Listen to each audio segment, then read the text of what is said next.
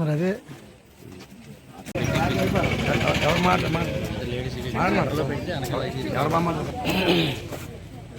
కొట్టండి.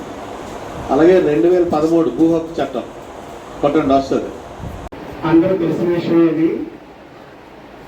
ఈ విషయంలో మేము ఈ కాంగ్రెస్ పార్టీ ఇన్ఛార్జిగా ఆ సపోర్ట్ గా మేము ఇవ్వడానికి మేము డిసిసి గారు రాసింది ఏంటి? 2009 జూన్ నుంచి కూడా 10,900 జీతం ఇస్తామని రాశారు. 2009 నుంచి 10,000 మనకు ఎంత ఇచ్చారమ్మా జీతం? స్టార్టింగ్ లో ఎంత ఇచ్చారు? 2,200 రూపాయలు. ఈ భూమి మళ్ళీ రైతులకే చెందుతుందని సుప్రీంకోర్టు డైరెక్ట్ గా ఆర్డర్స్ ఇచ్చింది. మీరు ఎవరైనా చదువుకున్న కుర్రోళ్ళు ఉంటే ఆ జడ్జిమెంట్ కావాలంటే మీకు వస్తుంది. సుమారు అంతా చాలా ముఖ్యమంత్రి గారికి తెలుస్తుంది పూర్తిగా. నైట్ అయిందని ముఖ్యమంత్రి గారు అడగాలి. ఎవరో ఎల్లారావు పుల్లారావు చెప్తే కాదు, అక్కడ ఏం జరుగుతుందని ముఖ్యమంత్రి గారు అడిగితే అప్పుడు కరెక్ట్గా ఆయనకి విషయాలన్నీ తెలుస్తాయి. ఖచ్చితంగా మనల్ని కూడా పిలుస్తారు. ఒకవేళ పిలిస్తే నాతో పాటు నేను ఒకరిని నాతో పాటు మిగిలిన నాయకులు కూడా అందరూ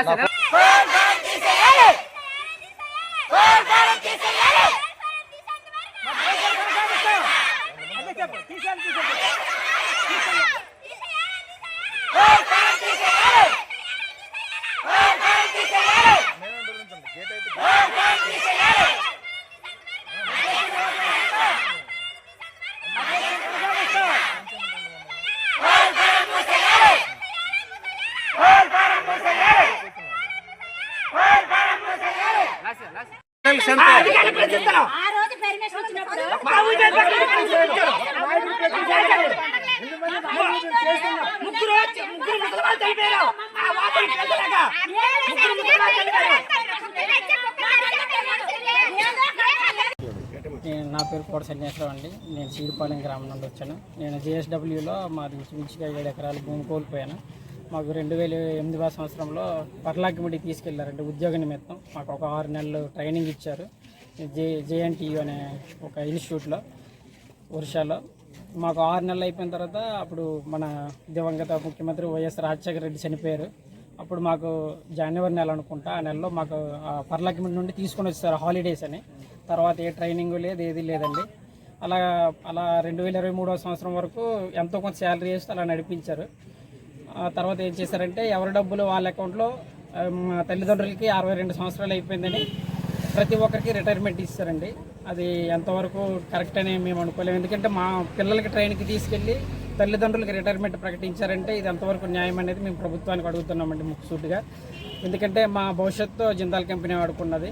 ఎందుకంటే మా ఎడ్యుకేషన్ లాస్ పోయాం. మేము 10వ తరగతి చదువుతున్నామని ఈ కంపెనీ వచ్చేటప్పుడు. ఆ 10వ తరగతి ఎడ్యుకేషన్ తర్వాత మనం ఇంటర్ చదవలసింది. అలాంటి టైంలో మాకు ఒక ట్రైనింగ్ నిమిత్తం తీసుకెళ్ళిపోయారు. అందువల్ల మేము జిందాల్ కంపెనీకి అడుగుతున్నది ఏంటంటే ముఖ్యంగా మాకు ఉద్యోగ భద్రత కల్పించండి.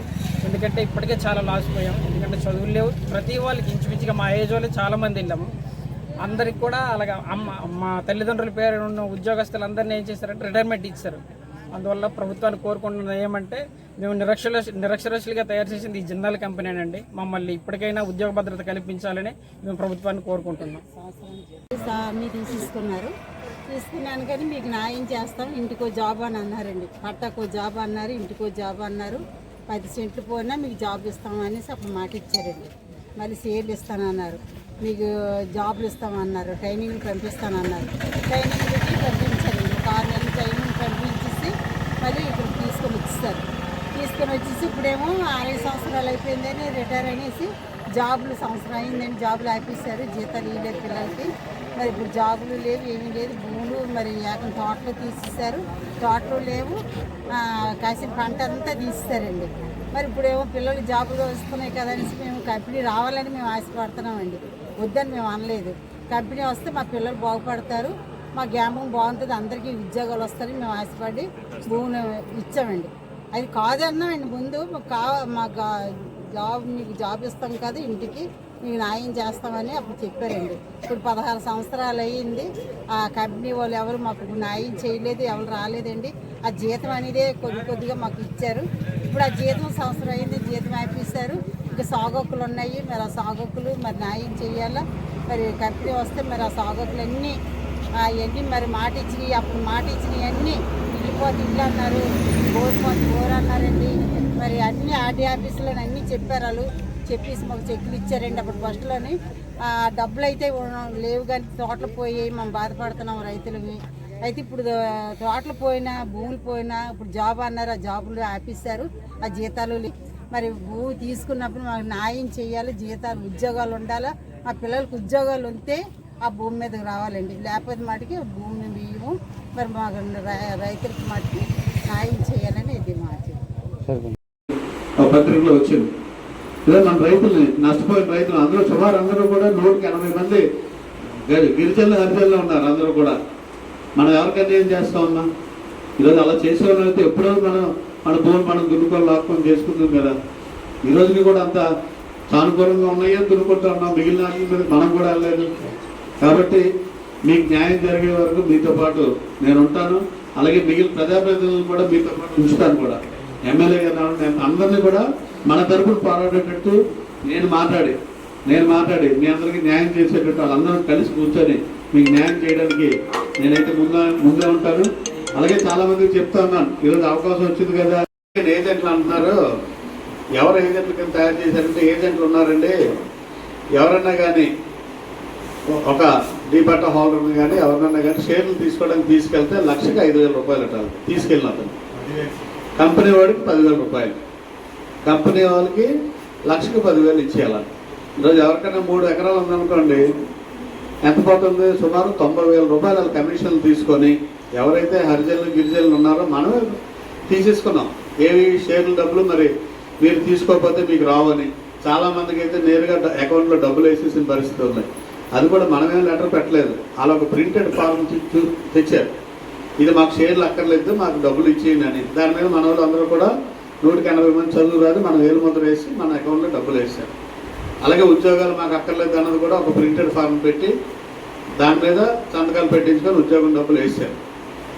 ఎంత మనం అమాయకులమైనా, ఎంత మనం ఇక్కడ కంపెనీ వస్తే బాగుపడుతుందని మన తాతలు తెచ్చి భూములు ఇచ్చినా ఇది మోసం అనేది చెప్పే మీ అందరం కూడా మీ తరపున ఆ రోజు ఉన్న సర్పంచులు, ఎంపీటీసీలు, మేము అప్పుడున్న ఎంపీపీలు అవనండి, ఇప్పుడున్న ఎంపీపీ గారు అవనండి, అందరం కూడా మీకోసం నిలబడి పోరాటం చేయడం జరుగుతుంది. ఎందుకంటే న్యాయం మీ పక్క ఉంది కాబట్టి, ఇచ్చినప్పుడు మీరు కూడా భాగస్వాములు కాదు కాబట్టి. కాకపోతే దురదృష్టం ఏంటంటే ఇప్పుడు కొంతమంది తయారయ్యి కంపెనీ రావాలి, యువతకి ఉపాధి వస్తుంది, ప్రాంతం అభివృద్ధి చెందుతుందని. మరి మనం భూమి దేనికి ఇచ్చాం? మన తాతల నుంచి వచ్చిన భూమి దేనికి ఇచ్చాం? కంపెనీ రావాలనే ఇచ్చాం. మాకు కంపెనీ రావాలి, మాకు కంపెనీ కావాలి. కంపెనీకి మేము వ్యతిరేకం కాదు, ప్రభుత్వ ఆలోచనకి మేము వ్యతిరేకం కాదు. ఎవరు ఇక్కడ కూర్చున్నారు ఎవరైనా కూడా నాయకులు అవనండి, లేకపోతే రైతులు అవనండి, ఎవరైనా కంపెనీకి వ్యతిరేకం కాదు. మేము కూడా డిమాండ్ చేస్తున్నాం, కంపెనీ రావాలి, ఎంఎస్ఎంఈ కంపెనీ రావాలి. దాన్ని మీకు కాదనం.